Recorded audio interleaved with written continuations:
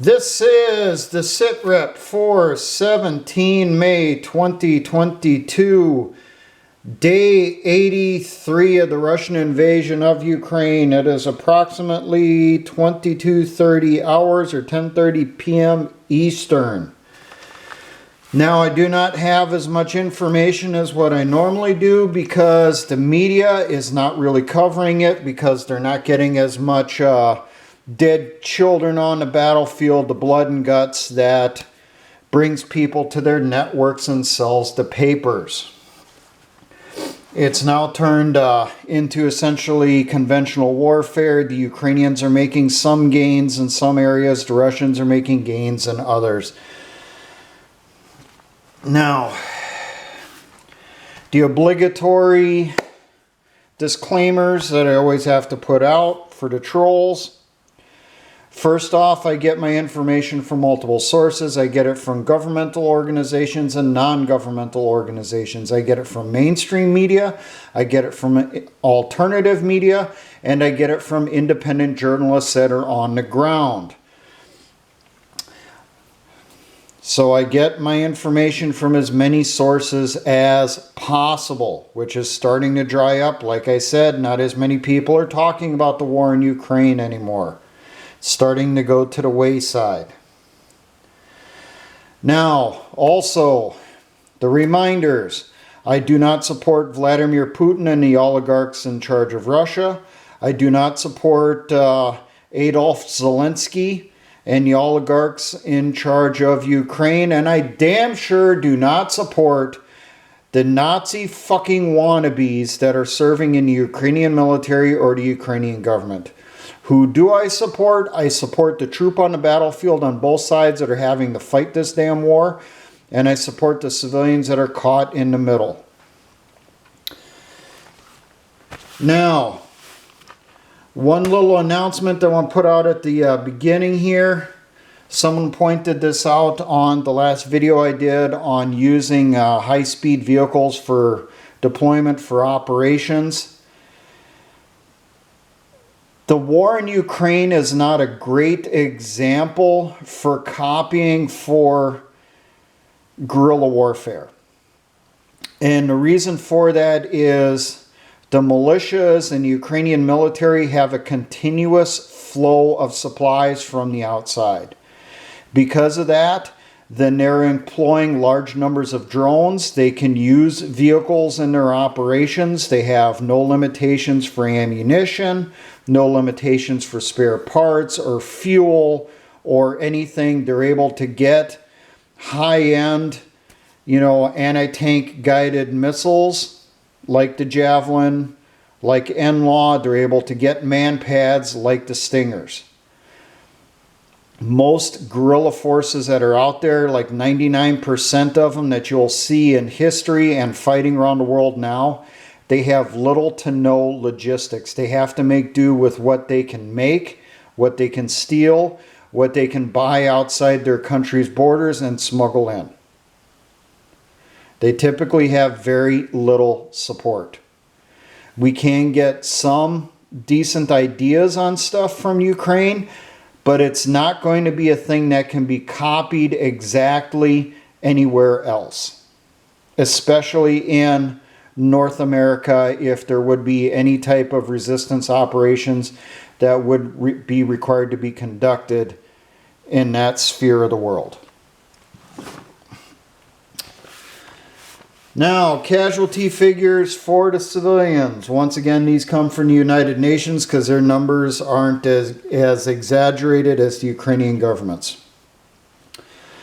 Reported killed in action, 3,668 civilians. Wounded, they are tracking 3,896. I do not have any information on refugees because, as I mentioned in the last SITREP, you're having large numbers of them returning to Ukraine now. Because Russia only has control this region down in here now, so they can return to all this area over here. And a lot of them are starting to flow back in. Battle damage assessment. Russian forces. Ukraine is stating today that they have killed 27,900 Russian troops. NATO is still saying that they're estimating the dead is probably around 15,000, below 20,000, somewhere in that range. The British Ministry of Defense did a press release today that they believe total Russian casualties, killed in action and wounded in action, is probably around 50,000. Now, equipment destroyed. Remember, there's two numbers here. You get the number that's reported by the Ukrainian Ministry of Defense, which is considered exaggerated. And there is the number that can be confirmed from photographs and videos. Remember, not every piece of equipment does get photographed or videotaped. Some of it doesn't. Some of it also gets misidentified. I know there's a lot of stuff that appears in the Russian destroyed list that is actually Ukrainian. You see that a lot in news reports in the West. You can tell that usually by the camouflage pattern that hasn't burned away, or some of the markings or lack of markings on the equipment. Tanks, Ukraine claims 1,235 destroyed. Confirmed 671. The majority of those are still T-72s. Armored personnel carriers, infantry fighting vehicles. Ukraine claims 3,009. Confirmed 1,220. Artillery systems. Ukraine claims 578 destroyed. Confirmed 174. Multiple launch rocket systems. Claimed 198 destroyed. Confirmed 66. Surface-to-air missile systems. Claimed 90 destroyed. 59 confirmed. Fixed-wing aircraft. Jets. Claimed 201 shot down. 26 confirmed. Helicopters. Claimed 167. Confirmed 41. Drones, claimed 436, confirmed 61. Trucks, claimed 2,109 destroyed, confirmed 1,066. Ships, claimed 13 sunk, only 9 confirmed sunk or damaged heavily. Ukrainian forces, once again, I have no number for their estimated casualties for killed in action or wounded in action. Nobody wants to talk about that. Okay, confirmed numbers here for the Ukrainian military, because no one wants to give an estimate on what's been destroyed. Tanks, confirmed 163 destroyed. APCs, IFVs, 264 confirmed destroyed. Artillery, 57 confirmed destroyed. Multiple launch rocket systems, 17 confirmed destroyed. SAMs, 43 confirmed destroyed. Fixed wing aircraft, 20 confirmed destroyed. Helicopters, 7 confirmed destroyed. And I guarantee both of those are seriously lowballed numbers on those. Drones, 22 confirmed destroyed, and I guarantee that's a low ball now also because of the number of drones that have gone to the battlefield. Not just civilian off-the-shelf, but also military grade. Trucks, confirmed destroyed, 383. Ships, confirmed, 17 sunk. Okay, information off the battlefield. Around Karkov, Ukrainian Army forces have now reached the border in some areas, in particular to the northeast of the city. There's huge areas here to the north of Kharkov in this region that have now been cleared all the way to the border. There's Ukrainian forces supposedly taking pictures of themselves next to the border markers. They are starting to come into problems here directly north of Kharkov. Apparently some of the Russian units were able to put in some defenses north of the city, and the Ukrainian military is starting to hit them, and they're starting to take some casualties. Reportedly, there is heavy fighting going on down around Izium right now, has been since last week.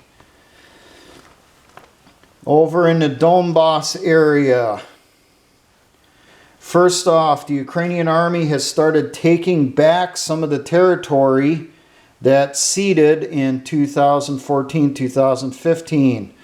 Reports are from Luhansk, this half up here. The Ukrainian military was able to capture some territory around Severodonetsk, which I think is in this area here. And down in Donetsk, reportedly the Ukrainian Army captured a few miles of territory and a salient down there.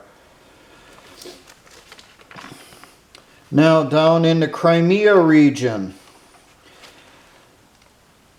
we got reports that there's still heavy shelling going on around Odessa. It looks like the Russians were able to capture some territory to the northwest of Kherson. Not much.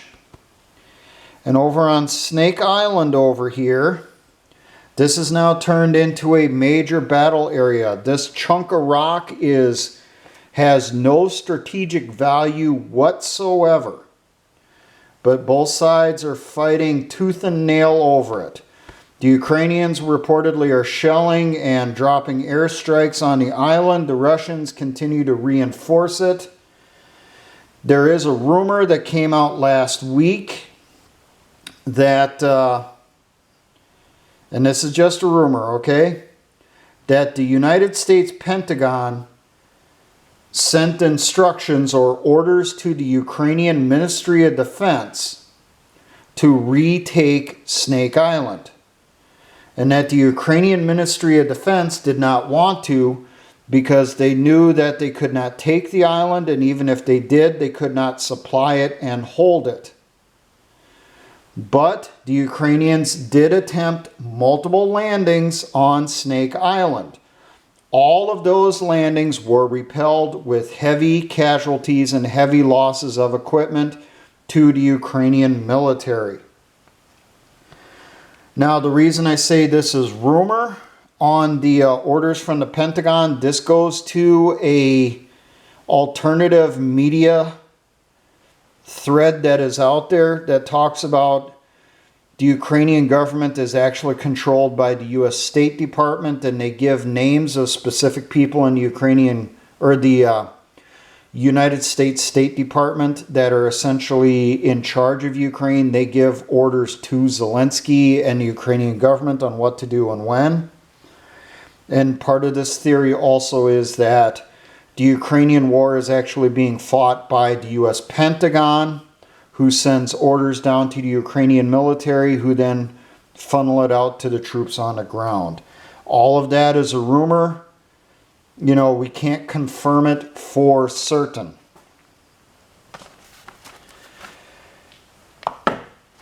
Now,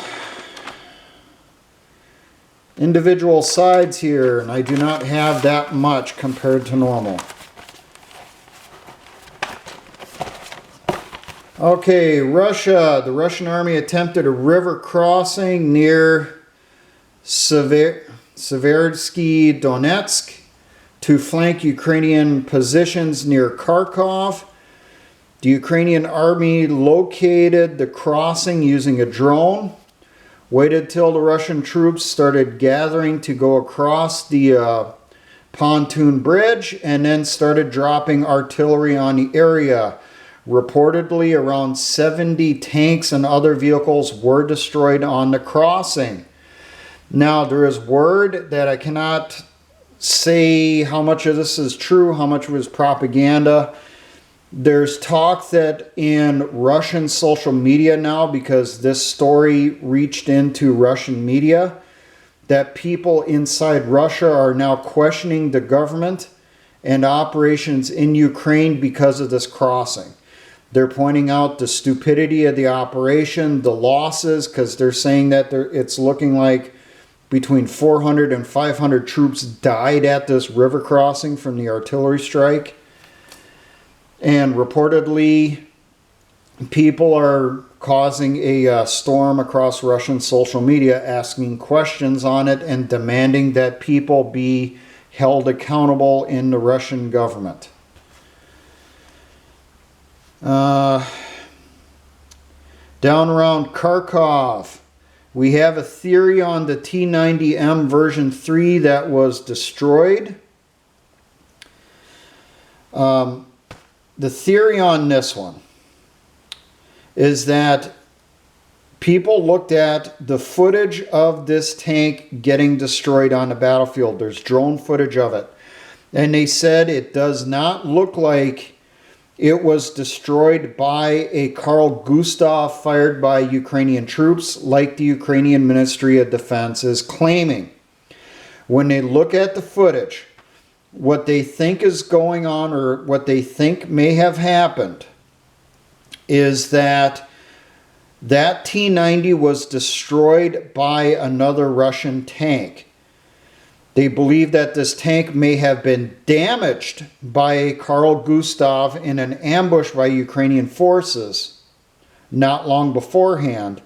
The crew was able to get out of the vehicle because they're seen on a drone footage running towards the other troops in a column, and that a tank that was behind it on that roadway, knowing that they could not secure that vehicle to recover it, they put a round into it to destroy it and deny it falling into Ukrainian hands.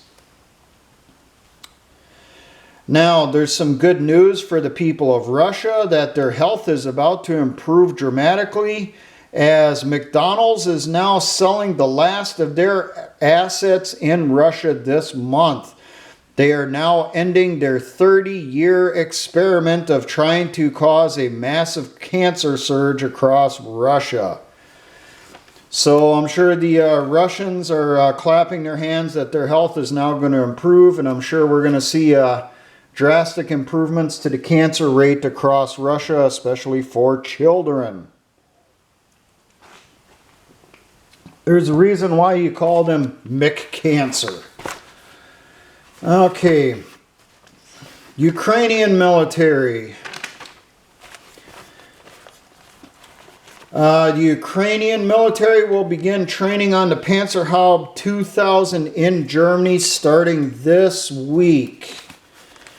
No rumors as to when they will be deployed to Ukraine proper. Down in the Black Sea region down here, especially out of Odessa over here, Ukrainian sea mines are breaking free of their anchors and are drifting towards Turkey. The Turkish Navy is trying to keep a watch for them, as at least one ship has been struck by one of these mines near the Bosphorus Straits. The Ukrainian military is denying that these mines were any of theirs. They're saying that they're the Russians. The Russians must have let them float in the Black Sea, let the currents take them where they may. But the mines that have been stopped by the Turkish Navy are found to be very old Soviet-era mines that are not being used by the Russian military because they have newer stuff. So everything kind of points towards these are Ukrainian mines that were put out around Odessa and somehow broke free of their moorings. Reportedly, there was a lot of heavy storms up around Odessa, and it's thought that those storms caused a little bit too much stress on those mines, and the cables broke. They started floating away.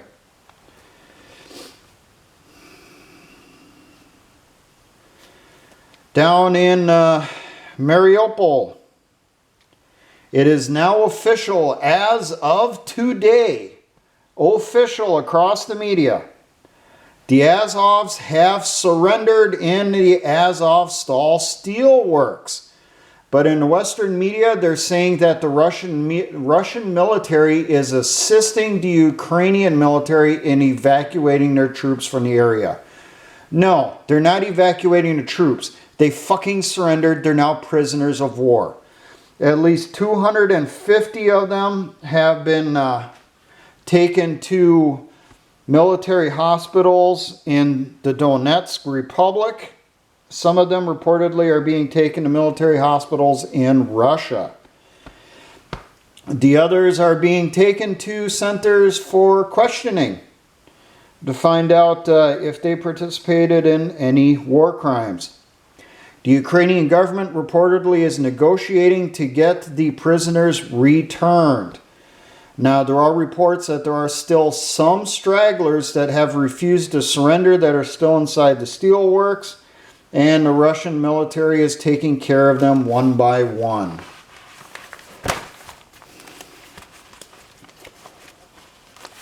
Now, across Ukraine, and I've heard reports on this the past few weeks, the Ukrainian Gestapo is launching SWAT raids against people suspected or reported of supporting Russia. Well, what are their crimes? People are being arrested for watching Russian news reports, for having Russian flags or symbols inside their apartments or homes, or posting anything on social media that the Ukrainian government does not like. There reportedly is a rat line that the Ukrainian government has out where people can drop a dime on their neighbor and report them as being possible Russian spies. And why would people abuse that? Why? Now, there are reports that Ukraine is shipping out stores of grain. They're sending it overseas for sale. While at the same time that they're doing this, Ukraine is also asking for humanitarian aid, especially food for the civilians.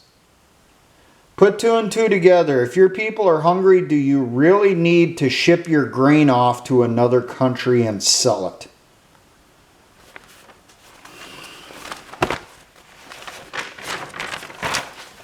Okay, NATO.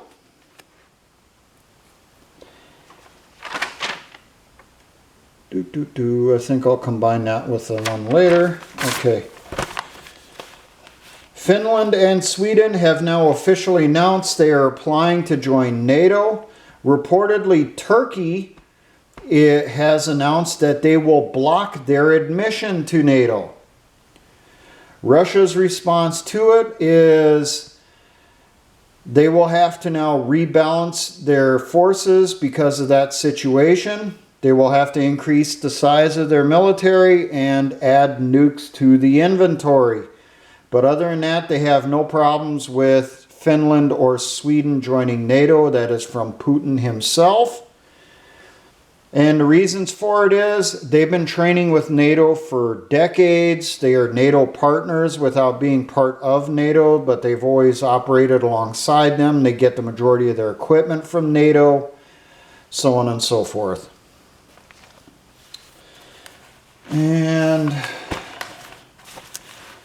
for those of you who missed this in the news, this just happened this evening. The United States Senate has now passed the bill for an additional $40 billion in aid to Ukraine. This is the bill that I mentioned in the last SITREP that at that time was only $33 billion. Well, apparently they decided to round it up and tack a few billion more onto it. That has passed. And we'll see how long it takes for that money to disappear into the pockets of criminals inside Ukraine. There is a report that France, Germany, and Italy are demanding that there be a negotiated peace in Ukraine right now. No word for if they're pressuring the Ukrainian government to stop acting like spoiled brats and actually negotiate to end the war. And that's all I got for the report for this week. Getting information for these SITREPs is getting to be harder and harder and harder to get. So Sometime here, these sit reps are going to go to every other week instead of once a week. But as always, if anything major happens, like the fall of Mariupol officially, the Ukrainian government is admitting it, well, then maybe I'll get out a sit rep as quick as I can, provided I don't have something else going on. Now, for all my engineer brothers and the Patriot and militia movements, always remember, essayons.